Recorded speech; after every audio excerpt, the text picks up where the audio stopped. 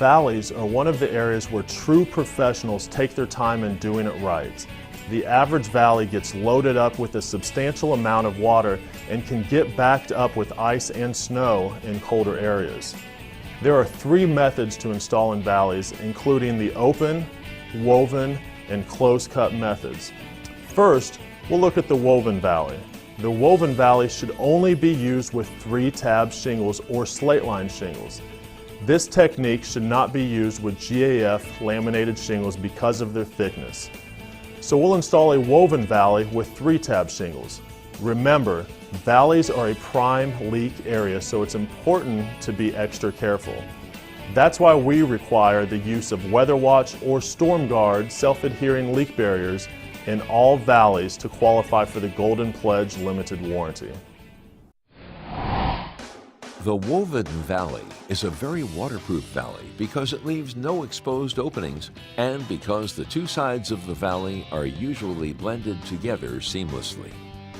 The first step is to install Weather Watch or Storm Guard leak barriers down the valley.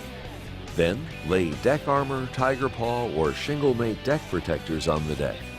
Even if water does get blown in under the shingles, the leak barriers and deck protectors will provide an extra layer of protection. The woven valley shingles are applied simultaneously on both sides at the intersecting roof surfaces. Bring the first course along the eave up to and over the valley with the last shingle extending a minimum of 12 inches onto the intersecting roof. Now, bring the first course on the intersecting roof along the eave and extend it 12 inches across the valley and over the previously applied shingles. Press the shingles into the valley and nail them in place. Make sure that you press the shingles far enough into the valley to prevent bridging. Use normal nailing methods, except that no nail should be within 6 inches of the center line of the valley. 2 nails should be placed at the end of each shingle crossing the valley. Continue by applying additional courses of shingles in the manner just described. The closed-cut valley is popular in many parts of the country and shows the aesthetic appeal available with asphalt roofing shingles. Now, how do you create this valley with laminate shingles? Simple. First, lay Weather Watch or Storm Guard leak barriers down the valley. Bring the first course of shingles along the eave and across the valley onto the roof plane that has the lower slope or lesser height. Starting on this side allows the largest volume of water to come over the cut and not into the cut. The first course is the only course that is woven with the intersecting roof surfaces. Now, apply shingles, assuring that you extend at least 12 inches past the intersecting roof. Don't make a joint in the valley. If a shingle falls short, insert a 1 or 2 tab section or 12 to 18 inches of laminated shingle in the row so that a full shingle extends over the valley. Press the shingles tightly into the valley. Make sure that the shingles lay flat enough so that no bridging occurs.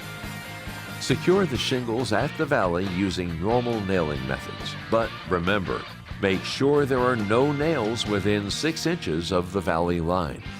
This will ensure there is a 12-inch minimum nail-free zone in the center of the valley. To ensure proper fastening, 2 nails should be placed at the end of each shingle that crosses the valley. Continue to apply succeeding courses in the same manner. Next, apply shingles to the unshingled side. Make sure that the shingles extend past the center line of the valley so that they can be trimmed properly in the next step. Trim the shingles as you install them using a chalk line to ensure a neat installation. Crop 1 inch on a 45-degree angle from the upper corner of each end shingle as you install. This will direct any water back into the valley. Finally, embed each end shingle in a strip of asphalt plastic roofing cement 3 inches wide. The open valley is next. Begin by applying corrosion-resistant metal over the Weather Watch or Storm Guard in the valley. Do not nail the metal to the roof. Metal needs to have space to move. Use either metal clips Or use the roofing nail head and clip the metal in place by placing the nail head at the metal's edges. Snap chalk lines on either side of the valley center line with the ends 6 inches apart at the ridge and widening 1/8 of an inch per foot as the lines approach the eaves. Cement flashing at the edges with asphalt adhesive. Then install the shingles. Trim the shingles at the valley and make sure to crop the upper corners to help direct water back into the valley during heavy rainfall. Finish by applying asphalt cement under the shingles at the valley. It is important to note close-cut California valleys can be used with GAF Timberline Series laminated shingles on slopes greater than 4 and 12.